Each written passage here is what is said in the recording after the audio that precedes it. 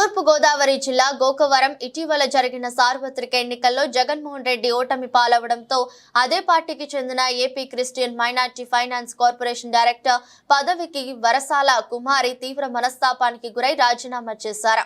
శనివారం ఆమె మీడియా సమావేశంతో ఏర్పాటు చేసి మాట్లాడుతూ తాడేపల్లి కార్యాలయానికి తమ రాజీనామా పత్రాన్ని అందజేయడం జరిగిందని చెప్పారు. అత్యంత పేద కుటుంబమైన మమ్మల్ని ఆదరించి ఇంత మంచి పదవిని కట్టబెట్టినందుకు మాజీ ముఖ్యమంత్రి వైఎస్ జగన్ మాజీ ఎమ్మెల్యే జ్యోతుల చంటిబాబుకు వారు కృతజ్ఞతలు తెలిపారు. తన భర్త వైసీపీ రాష్ట్ర ఎస్ఎస్ఎల్ కార్యదర్శి వరసాల ప్రసాద్ మాట్లాడుతూ గెలుపోటములు అనేవి సహజమని, అధికారంలోకి వచ్చిన పార్టీ ఏదైనప్పటికీ ప్రజలకు అండగా నిలవాలని కోరారు. నాకు గతంలో జగన్మోహన్ రెడ్డి గారు, జ్యోతుల చంటిబాబు గారు క్రిస్టియన్ మైనార్టీ ఫైనాన్స్ కార్పొరేషన్ డైరెక్టర్గా పదవిచ్చారు. నేను ఈరోజు మా పార్టీ ఓడిపోయినందువలన ప్రజా తీర్పుకి గౌరవించి నేను రాజీనామా చేస్తున్నాను. తాడేపల్లిలోను రాజీనామా పత్రం అందజేయడం జరిగింది. మీడియా మిత్రులందరికీ తెలియపరుస్తున్నాను. మీడియా మిత్రులందరికీ కూడా నా ధన్యవాదాలు తెలియజేసుకుంటున్నానండి. ఈరోజు ప్రత్యేకంగా ప్రెస్ మీట్ ఏర్పాటు చేయడానికి ముఖ్య కారణం ఏంటంటే, గౌరవ మాజీ ముఖ్యమంత్రి వర్యులు వైఎస్ జగన్మోహన్ రెడ్డి గారు, మాజీ ఎమ్మెల్యే జ్యోతుల చంటిబాబు గారి యొక్క ఆశీస్సులతో నా భార్య అయినటువంటి వరసాల కుమారి గారికి AP Christian minority finance corporation director పదవి ఇవ్వడం జరిగింది.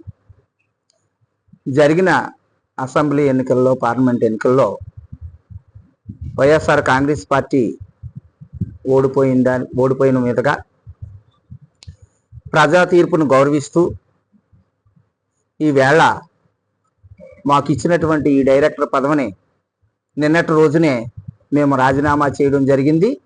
తాడేపల్లి ఆఫీస్కు పంపించడం కూడా జరిగింది. ఈ విషయం మరి పెద్దలందరికీ తెలియజేయాలనేటటువంటి ఉద్దేశంతో ఈవేళ మీడియా మిత్రుల్ని ఆహ్వానించి మీడియా ద్వారా తెలియజేయడం జరుగుతుంది.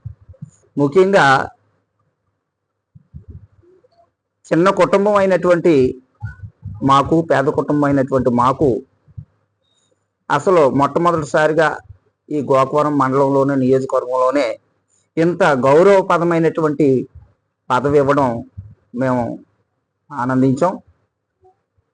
ఇంత స్థాయికి మమ్మల్ని తీసుకెళ్ళిందంటే వైఎస్ జగన్మోహన్ రెడ్డి, జ్యోతుల చంటిబాబు గారు అని కూడా చెప్పడం జరుగుతుంది.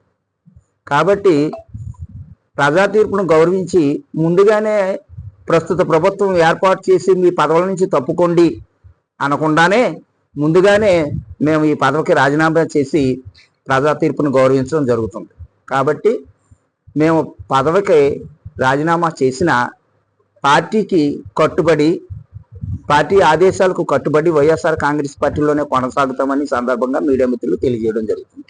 కాంగ్రెస్ పార్టీ 151 సీట్లతో ఘన విజయం సాధించింది.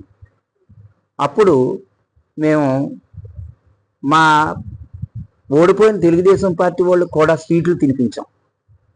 ఎక్కడా కూడా దౌర్జన్యాలు చేయలేదు, కాంట్రవర్సీకి వెళ్ళలేదు. కానీ ఈరోజు దురదృష్టకరం, ఇలాంటి కాంట్రవర్సీకి వెళ్ళి దాడులు చేయడం అనేది సాంప్రదాయం కాదు. గెలుపు ఓటములు అనేవి సహజం. అందరూ మనుషులే, అందరినీ మనుషులుగా భావించాలి. శాతనైతే ఉపకారం చేయాలి అధికారంలో ఉన్నటువంటి వాళ్ళు, కానీ అపకారం చేయడం అనేది పద్ధతి కాదు.